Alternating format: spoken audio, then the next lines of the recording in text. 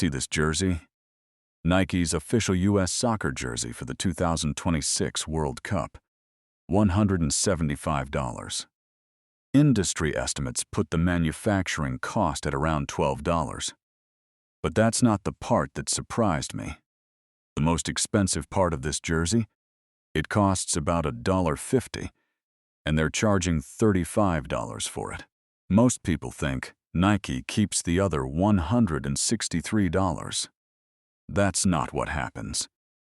Before this jersey reaches your door, multiple groups take a cut.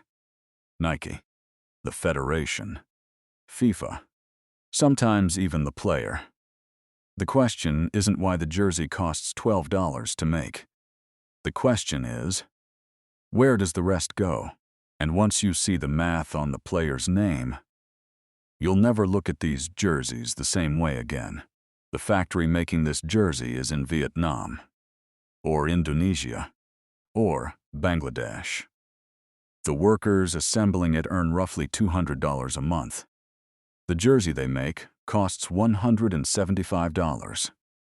That's almost a full month of labor in a single shirt. The factory isn't the villain. The factory is just the beginning of the chain. Nike sells two versions. Authentic, $175. Replica, $100. Same crest, same country, same purpose. The authentic version adds a slimmer cut and a heat-applied badge. That's enough for Nike to charge $75 more. The markup exists. That's established. Now let's look at where the money actually goes.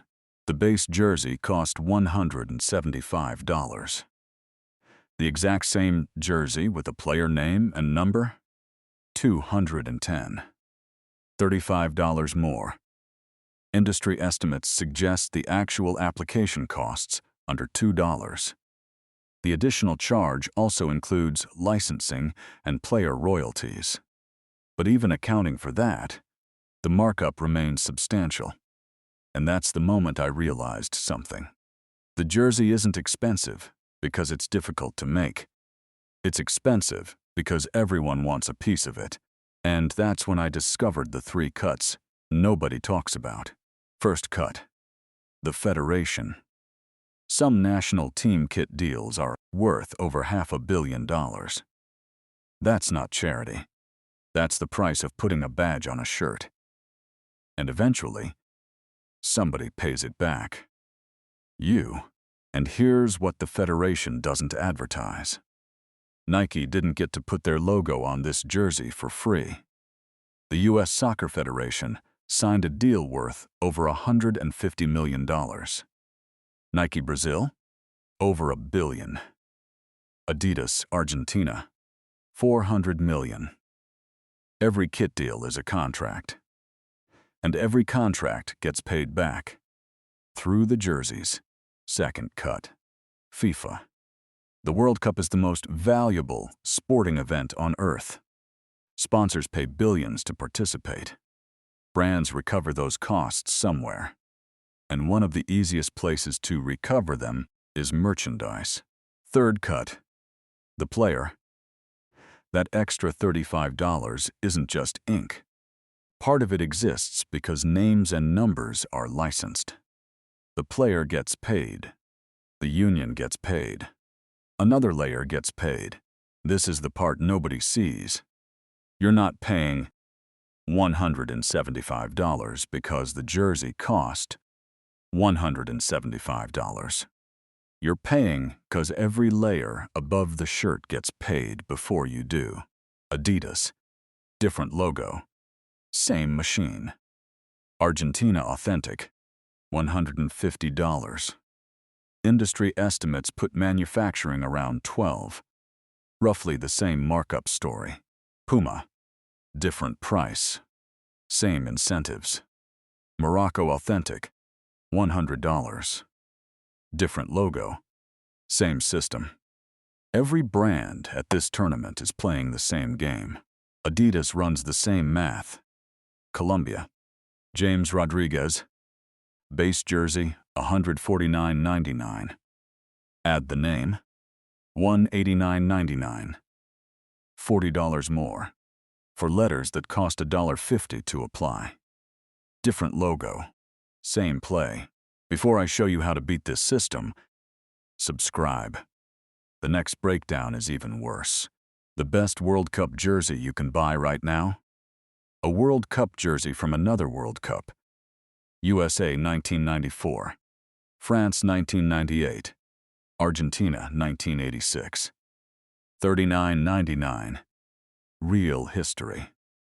No 2026 markup. So why do people keep buying? They know the jersey costs $12 to make. They know Nike keeps 80% of the margin. They've seen the numbers. They've read the articles. And they still buy. Because they're not buying a jersey. They're buying the moment their team lifted the trophy. They're buying the right to say, "We won." They're buying identity. Something to wear on the outside that tells the world who you are on the inside. Nike figured this out decades ago. They don't sell clothes. They sell belonging. And belonging has no reasonable price. That's not a bug in the system. That's the system. Second option. The Nike Stadium replica.